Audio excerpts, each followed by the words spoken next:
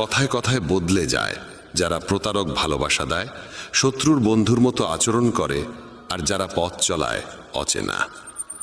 এক ঘন জঙ্গলের গভীরে সন্ধ্যার সময় কালো মেঘে ঢাকা আকাশের নিচে একটি গর্ভবতী হরিণী সন্তান প্রসব করতে চলেছিল।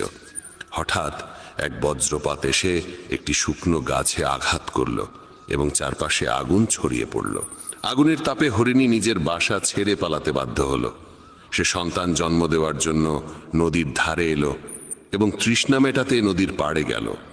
তখনই বাঁদিকে ঝোপে কিছু শব্দ শুনতে পেল। চোখ তুলে দেখে ঝোপের আড়ালে এক শিকারী তার ওপর তীর তাক করে বসে আছে। এমনিতেই ভয় আর অস্থিরতায় ভরা মন নিয়ে সে যখন ডান দিকে মুখ ফেরালো, তখন দেখল এক ভয়ঙ্কর সিংহ উত পেতে বসে আছে। একদিকে শিকারী, অন্যদিকে সিংহ, তৃতীয় দিকে জ্বলন্ত বন, আর চতুর্থ দিকে গভীর নদী। চারদিকে মৃত্যুর ছায়া, কোনো দিকেই পালানোর পথ নেই। তখন হরিণী মনে মনে ভাবল, যখন মৃত্যু নিশ্চিত, তখন ভয় পাওয়ার কি আছে? সাহসের সঙ্গে মরব। আগে জল খাই, পরে দেখা যাবে কি হয়। হরিণী একদম নির্ভয়ে শান্ত মনে জল খেতে লাগলো।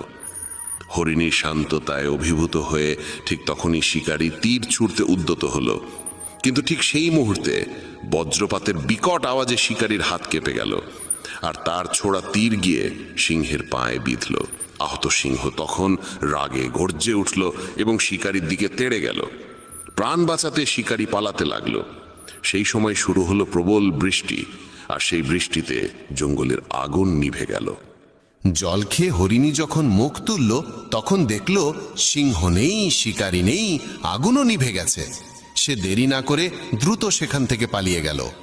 নিরাপদ স্থানে পৌঁছে সে একে একে 4টি সন্তান প্রসব করল। এই গল্প আমাদের শেখায়, নেতিবাচক মানসিকতা দিয়ে কখনো ইতিবাচক জীবন গঠন করা যায় না। জীবনে এমন অনেক সময় আসে যখন মনে হয় চারপাশে কোনো পথ খোলা নেই, যেন সব দিক থেকেই বিপদের ঘেরাটোপে পড়ে গেছি। এমন সময়ে ভেঙে পড়া উচিত নয়, বরং সাহসের সঙ্গে যা সঠিক মনে হয় তাই করে যেতে হবে। কারণ যখন আপনি সাহসের সঙ্গে সমস্যার মুখোমুখি হন এবং ইতিবাচক চিন্তা করেন, তখন মনের মধ্যে আশার আলো জাগে, আর একবার যখন আশা জেগে ওঠে, তখন অসম্ভবও সম্ভব হয়ে ওঠে।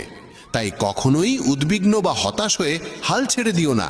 প্রথমে নিজের মন শান্ত করো এবং ইতিবাচকভাবে চিন্তা করো। যদি জীবনে কোনো কঠিন সময় আসে, ভয় পেও না, কারণ যারা পড়ে গিয়ে আবার উঠে দাঁড়ায় তারাই সত্যিকারে বিজয়ী। ঈশ্বর কৃষ্ণের ওপর বিশ্বাস রাখো, তিনি তোমার প্রতি